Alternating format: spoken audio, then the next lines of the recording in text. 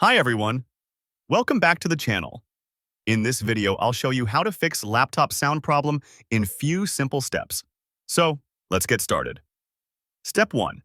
First, click on the speaker icon at the bottom right corner of your screen. Make sure the sound is not muted. If it is muted, simply click to unmute it. Step 2. Next, right-click on the Windows icon and open Device Manager. Click on Audio Inputs and Outputs. Then right-click on Speakers and select Update Driver. Click Next and allow Windows to update the driver automatically. Step 3. Now go to the search bar and type Control Panel.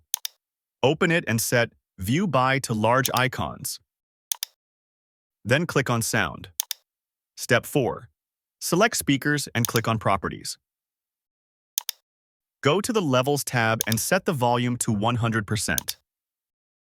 Click on Balance and make sure both the left and right speakers are also set to 100%.